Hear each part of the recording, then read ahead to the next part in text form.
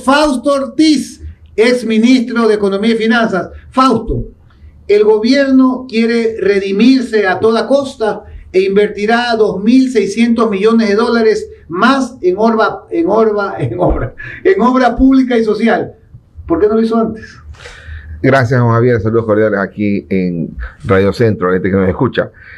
Mira, el gobierno hace bien en cambiar a Arosemena. Se tarda en cambiar a Arosemena. El año pasado debió cambiarlo en enero del 2022, lo cambia en julio del 2022. Debió acelerar un poco ese cambio para dar otro ritmo a la economía, porque Cueva hizo su trabajo bien, hizo el ajuste, y después de eso tuvo que haber aflojado más largo. Arosemena entra en julio, y contrario a lo que uno hubiera esperado, que vaya a un ritmo mucho más acelerado, fue a un ritmo normal, pero no le sirvió, no le alcanzó para que la economía dinamice, y seguimos con el rebote. Fue un buen rebote del 2021, 4%, un buen rebote del 2022, 3%, pero no alcanzó a superar la caída del 8% del 2020 por la pandemia. Y entonces ahora, después de los resultados electorales de febrero 5 de este año, entonces dicen, ¿sabes qué? La verdad que debimos haber ido más rápido, seguramente debe ser la lógica, y por eso dicen ahora, en vez de hacer 400 millones en obra pública para el Ministerio de Transporte, démosle 1.000 millones, y en vez de hacer una cantidad menor, démosles más ritmo. O sea, un poco tarde, pero tarde políticamente, pero si uno chequea, está recién en 2 años, han sido quizás los dos primeros años más largos de los últimos gobiernos de turno, porque ha sido enorme lo que ha transcurrido, y falta todavía 2 años, ¿no? Tú has sido parte de un gobierno, ¿le alcanzan los 2 años para que la gente palpe la obra? Sí, por supuesto. Si el gobierno empieza a hacer cosas bien, si rápidamente corrige el tema de los pasaportes, por ejemplo, si rápidamente corrige el tema de algunas carreteras y las arregla, si rápidamente corrige el tema de salud, el tema de las medicinas, la gente va a empezar a ver cosas palpables.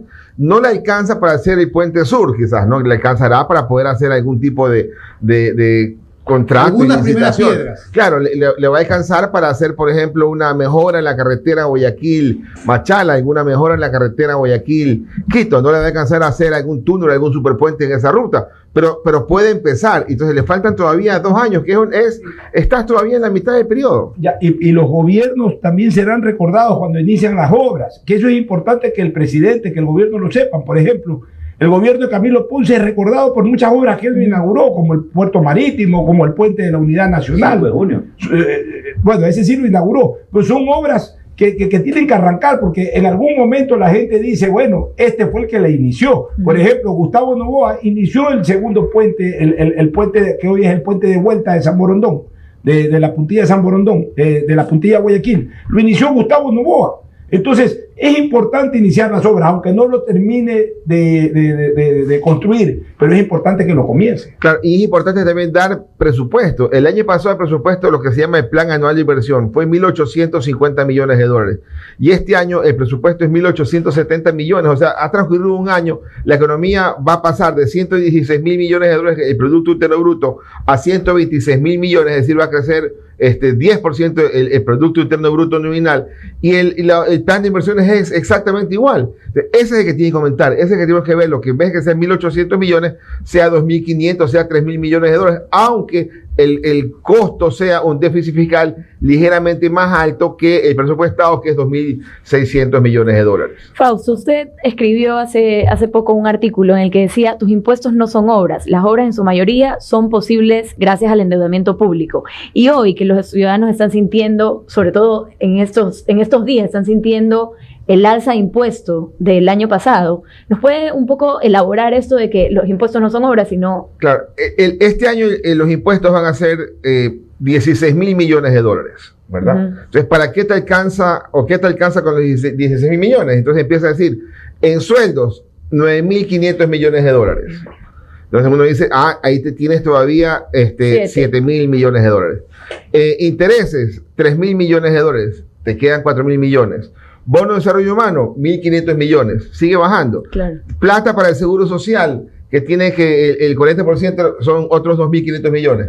Se acabó. Intereses de deuda, ya dijimos, ¿no? Pero todo va sumando y se acabó los impuestos. Entonces, ¿con qué hacen la obra? Con la plata del petróleo, Que hay que subir la producción, digamos. Claro, hay que la producción ha caído, que el año pasado la exportación petrolera fue la más baja de los últimos, 15 o 20 años, y hacen obras también con el endeudamiento. Entonces, el déficit fiscal se ha achicado, y eso es algo positivo porque implica que puedes manejar de mejor forma la economía, pero el peso, el castigo es que el gobierno no dejó plata para hacer obra pública. Por eso es que ahora necesita el gobierno darle un poco más de recursos a la obra pública para que la gente sienta que se vea los recursos, ¿no? Ahora, Fausto, la administración de Lazo también repartirá recursos a los gobiernos locales, tengo entendido, pero mi pregunta es, ¿de dónde saldrá todo ese dinero?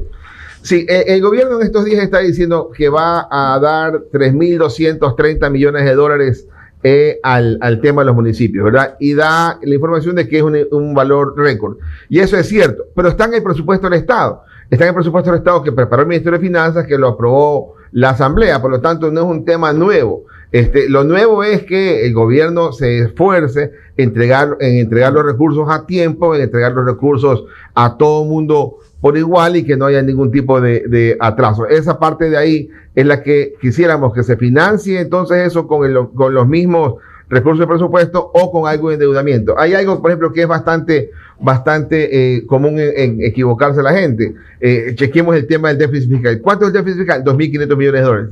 ¿Cuánta plata hay que conseguir de deuda? Esos 2.500 millones. Pero también hay que conseguir plata para los pagos de amortización de deuda, que son unos 4.000 millones. Y es complicado, pero la gente, el gobierno lo está haciendo bien. Mira que de los 4.000 millones de dólares, ya hasta el mes de febrero, es decir, en apenas 2 meses del año, el gobierno ya ha pagado 1.200 millones de esos 4.000 millones, porque ha logrado conseguir financiamiento, ha logrado tomar plata también de sus cuentas en el Banco Central, y haciendo uso de las reservas, que de alguna forma es lo que la gente le reclama al gobierno. Oye, usa las reservas. Y el gobierno está usando las reservas, pero las reservas que puede usar, las que son la cuenta corriente única de sus fondos, ¿no? Antes de darle paso a Andrés Ortiz, quiero saludar y abrazar a la distancia a un cumpleañero el día de hoy. ¿Quién es el 68 vueltas. ¿Quién? Carlos Edmundo Juan de Dios Vera Rodríguez. Vaya, Carlitos Vera Rodríguez, mi amigo, mi compañero en Ecuavisa, en Radio Centro, Carlitos, en los partidos del domingo que jugábamos en la Corporación Financiera Nacional hace 20 años y en donde era el gran goleador, y también compañero eventualmente en las canchas de tenis. Bueno, un saludo afectuoso al compañero de estos micrófonos. Tiene un programa número 1 en el rating en las tardes, del día a la noche. Carlos Vera Rodríguez. Gran abrazo, Carlos. Abrazo, rompe Feliz costillas, cumple, como decía Aristides Castro. feliz cumple, Carlitos. Fausto, eso es importante lo que tú nos has dicho, el hecho de la probabilidad de que se aumente o que se debe aumentar el dinero para obra pública. Sin embargo, vemos una especie de inercia en el resto de sectores públicos, ¿no? De esta inmovilidad del dinero, como que el dinero no llega a tiempo. Explícanos en esta dinámica cómo del presupuesto pasa a los ministerios y los ministerios deben ejecutar. ¿Por qué hay esa lentitud? ¿Será que también tenemos unos ministros que no son ejecutivos para administrar el dinero? Porque ellos tienen un presupuesto que está ya asignado y que deben ejecutarlo. Esa es la parte que no terminamos de entender los ciudadanos, porque la obra no se ve cuando en principio hay un presupuesto, que hay un déficit que se tiene que cubrir, pero que en el fondo mensualmente se tiene que entregar a cada ministerio para que ejecute lo que tiene planificado. Sí, hasta el año 2007, ¿verdad? El manejo presupuestario era de esta manera. El ministro de Obras Públicas decía, tengo una carretera por hacer y voy a presupuestar 100 millones. O sea, el ministro de Finanzas le pasaba los 100 millones al Ministerio de Obras Públicas y la plata se quedaba en el Ministerio de Obras Públicas. Y el ministro de Educación dice, yo tengo que arreglar 40 escuelas, entonces pásame 50 millones. Y le pasaba al ministro de Finanzas los 50 millones al Ministerio de Educación. Y resultaba que a veces ocurría que todos los ministerios tenían la plata en sus cuentas y no ejecutaban, y para eso el gobierno tenía que tomar deuda para poder dar la plata a esos ministerios. Eso se corrige y se cambia con el arranque de la cuenta corriente única que empezó allá en enero del 2008. La plata ahora se queda centralizada y por eso se llama cuenta corriente única, que en un solo lado está la caja y los ministros de cada área tienen que presentarle las órdenes de pago al Ministerio de Finanzas y el Ministerio de Finanzas transfiere. Pero ¿qué es lo que ha habido seguramente como costumbre? Que el ministro del ramo decía, quiero que me pases esta plata, y el Ministerio de Finanzas se quedaba durmiendo tiempo. Entonces, esa parte hace que se atrase el proceso. Entonces, el Ministerio de Finanzas debe decir, señores, tú me presentas lo que se llama la orden de pago y yo te la pago máximo en 24 o 48 horas. Esa dinámica es la que hace falta corregir para que la gente sepa que puede hacerlo mucho más rápido, que puede decirle al constructor, al contratista, haz la obra, presenta la factura, que luego que tú me presentes la reviso y en 48 horas está la plata transferida. Esa dinámica es la que el gobierno tiene que buscar que ocurra. Los primeros 2 meses del año uno dice, mira, son más flojos, enero y febrero son meses de baja recaudación, es un poco el concepto que tienen las personas, porque lo comparan contra marzo y abril. Si uno dice que en el año tienes 16,000 millones de dólares y mensualmente el impuesto que se recaude en promedio son 1.200 millones de dólares, en marzo y abril son meses que te dan 1.000 millones adicionales cada mes. Entonces ahí es donde se acumula la plata. Entonces, ojalá el gobierno esté ya listo con la chequera, girando los cheques a diestra y siniestra en las obras que están atrasadas o al menos en los atrasos de años anteriores. Mientras hacíamos este programa, Fausto, el ministro de Finanzas, Pablo Arosemena Marrio, tuiteó lo siguiente: aumentamos presupuestos a los GATS. Gracias al manejo ordenado de las finanzas públicas y la reactivación económica impulsada por el presidente Guillermo Lasso, se realiza la mayor asignación presupuestaria por modelo de equidad territorial. Y ahí pone unos gráficos, etcétera. Sí, pero no es nuevo. Eso ya lo sabemos desde el año pasado, en octubre, cuando mandaron la reforma presupuestaria a la Asamblea y la Asamblea la aprobó. O sea, eso está ahí porque la ley se lo dispone. ¿Que coincide que es más alto que la historia? Sí, porque estamos recaudando más en impuestos, está recaudando más en petróleo. La parte relevante, y es lo bueno que lo que el ministro de Arosemena está tratando de hacer, es que esa plata que es récord se vaya y se distribuya rápidamente, que no tenga atraso, que lo que tenía atraso se comprometió a pagar mensualmente, lo esté pagando mensualmente, y no ocurra por ahí que los municipios digan, oye, me está faltando plata. Y los municipios tienen en la cuenta corriente única del Banco Central más de 1.800 millones de dólares parqueados ahí. Ojalá también los municipios digan, como ya me va a llegar plata puntual del Ministerio de Finanzas, ya no tengo que tener un saldo de cuenta corriente tan alto para, por si acaso no me llegue, y más bien voy a empezar a gastar y a gastar y a gastar en las obras y en los proyectos que cada ciudad tiene. Ahora, te quiero preguntar, como médico de la economía nacional que eres, el paciente que es Ecuador, su economía está con pulmonía, está tosiendo, está convaleciendo o ya está listo para salir a correr. Está estable, está todavía en la cama. Convaleciendo. Llegamos a estar con pulmonía hace poco. Sí, claro, en la pandemia esos 8 puntos de caída del Producto Interno Bruto fueron enormes y sin plata para poder reaccionar. O sea, el intensivista llamado Guillermo Lasso sí ha trabajado bien en ese campo. Lo mantuvo junto con el otro especialista que era el Fondo Monetario Internacional, que le dio plata para aguantar un poco la crisis, lo mantuvo estable. El tema es que la gente quiere que ya estemos corriendo. Todavía no. Hoy día el Producto Interno Bruto del año 2022, el año pasado, es del mismo tamaño, o sea, la economía es del mismo tamaño que la del 2018. Entonces, ¿qué quiere decir? Que estamos estancados, o sea, temporalmente hay crecimiento, pero en promedio los últimos 5 años estamos estancados. Queremos crecer mucho más rápido. Este año el gobierno está planteando que va a crecer al 3%. Ojalá crezcamos al 2,5%. Ojalá crezcamos arriba del 2%, que sigue siendo un crecimiento pequeño, porque la economía está creciendo ligeramente arriba de lo que crece la población, que es 1,5%. Fausto, preguntas concretas para respuestas concretas. ¿Cómo se ha comportado el riesgo país en los últimos días? Mira, la semana pasada el riesgo país llegó a 1.850 puntos, que era la parte más crítica cuando la votación en la Asamblea logró 104 votos por el informe de Gran Padrino. Y luego, al percibir seguramente los mercados internacionales que no tienen todavía armado el proceso de juicio político, ha resbalado y eso está en 1.650 puntos de riesgo país. De alguna forma, el riesgo país te marca también esa tendencia política. Una parte económica, pero también gran incertidumbre política. Y hoy día, en la percepción internacional, hay menos incertidumbre política que hace una semana. Ahora, usando la palabra mamotreto de Henry Cucalón, una vez pasado este mamotreto, en un par de semanas, ¿puede seguir bajando el riesgo país? Si es que no se activa la calle, si es que no sé si Isa finalmente iba a salir a marchar en estos días. Hoy va a marchar porque hoy día la mujer va a salir con trenza. Todos los de trenza marchan hoy día. Entonces hay que chequear si eso empieza a molestar. Pero hay que recordar el año pasado. El riesgo país el año pasado, cuando hubo las marchas, que fueron 13 días en el mes de junio, las marchas hicieron que el riesgo país pase de 900 puntos a 1.200 puntos.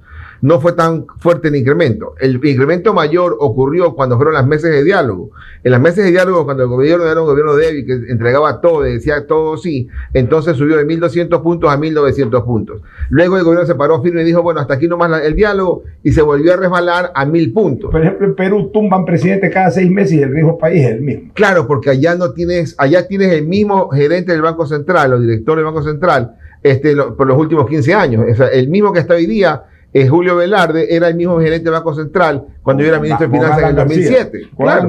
Claro. Entonces, allá hay independencia del Banco Central y nadie está diciendo, oye, esa reserva internacional, préstasela al gobierno en este bono. En cambio, acá esa es la gran amenaza, que el gobierno que venga de otra tendencia, mande una ley a la Asamblea y diga que el Banco Central le puede prestar y comprar plata y bonos al Estado ecuatoriano y usa mal los recursos del Banco Central. Fausto, tú nos habías explicado al inicio de este pequeño, bueno, no pequeño, del déficit de 2.500 millones, pero teniendo el riesgo país en un promedio de 1.500, 1.600, el endeudamiento externo es muy alto para el Ecuador. ¿A qué mercados puede acudir hoy el gobierno nacional para traer dinero fresco y poderlo invertir en obra social, en obra pública? Sí.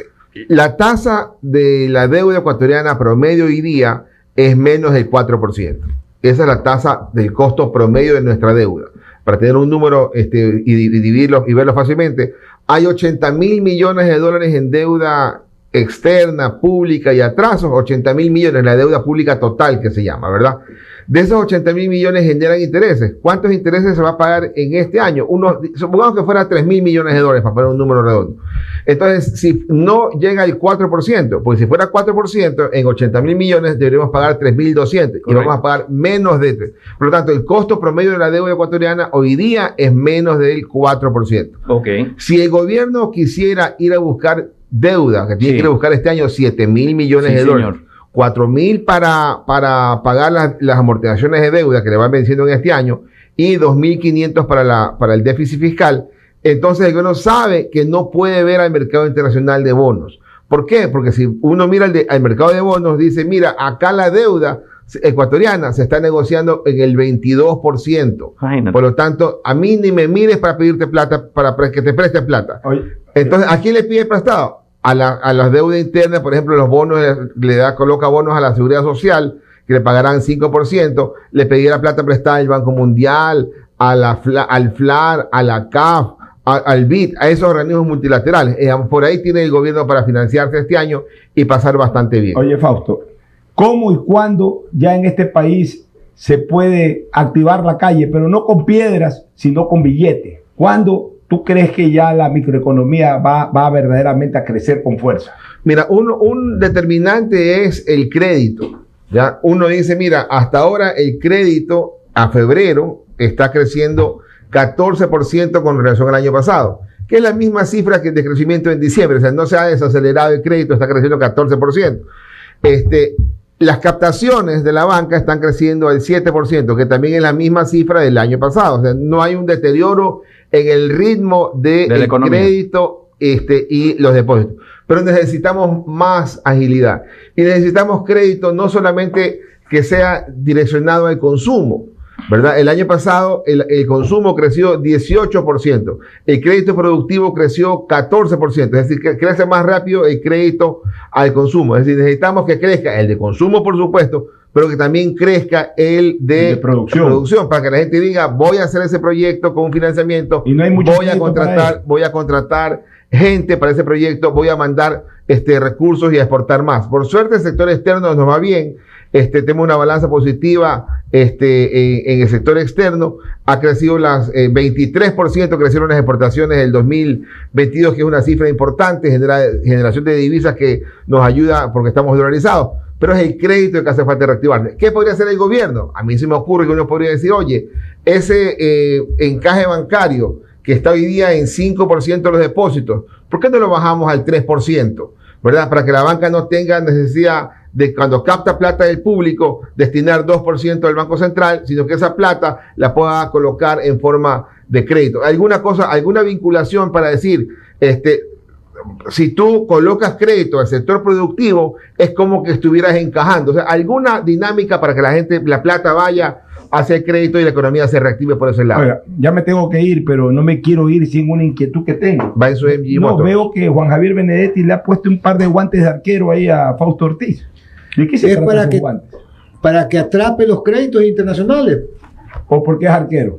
Es arquero, fue Oiga, arquero. no me lo asuste a Tony Taleb, porque ya ¿Qué pasa con Tony? Fausto le ganó la final No. de exalumnos del Cristóbal Colón el año pasado. Yo lo cogí para Tony Taleb. Tanto que hablas, te ganó Fausto Ortiz. Tapó hasta el viento, a ti te disparan 2 tiros al arco y te hacen 2 goles. Gol olímpico. No, a Esbonco. A Esbonco. Oiga, aquí estoy entre arqueros. El señor Fausto Ortiz, arquero.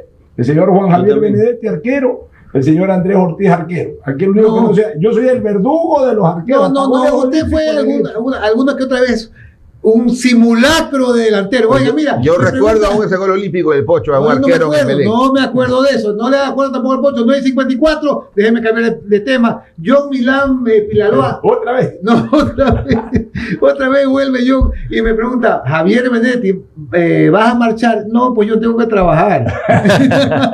yo sí trabajo. Pues.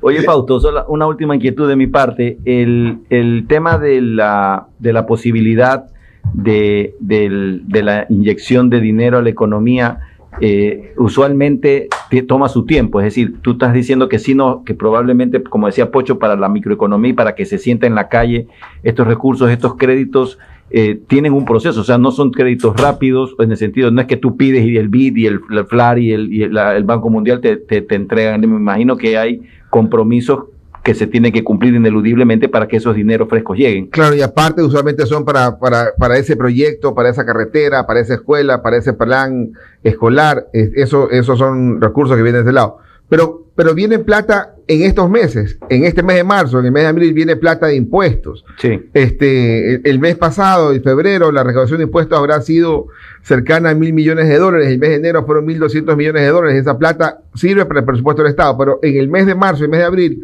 va a quedarte un superávit a nivel de resultado fiscal, y esa plata podrías utilizarla directamente para bajar los atrasos. Es decir, quizás no haya obra pública que atender, pero seguramente en el presupuesto del Estado uno mira y hay más de $2.000 millones en atrasos. Sí, señor. Entonces y son atrasos del gobierno central y son atrasos quizás también de otros actores del sector público no financiero, y a ellos se les puede decir, ¿sabes qué? Toma, te pago el atraso más viejo y toma esa plata, y ojalá esa plata fluya para la economía.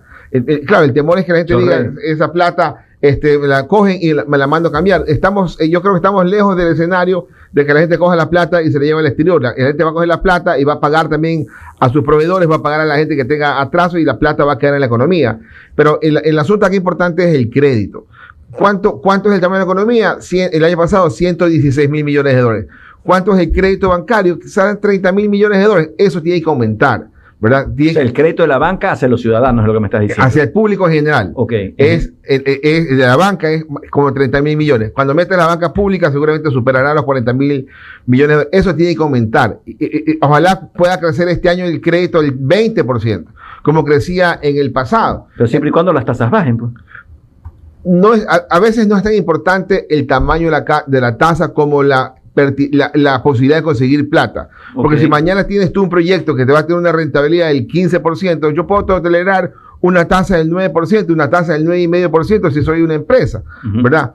El sector más pequeñito, el sector de microcréditos, tolera tasas del 25 o 27%, porque para ellos esa tasa bancaria, esos niveles altísimos, es mucho mejor que el churquero que le presta plata al 500, al 1.000, al 2.000, al 3.000%. Entonces, el tema del costo es relativo, es el acceso más importante. Esa explicación es importante, Juan Javier. Sí.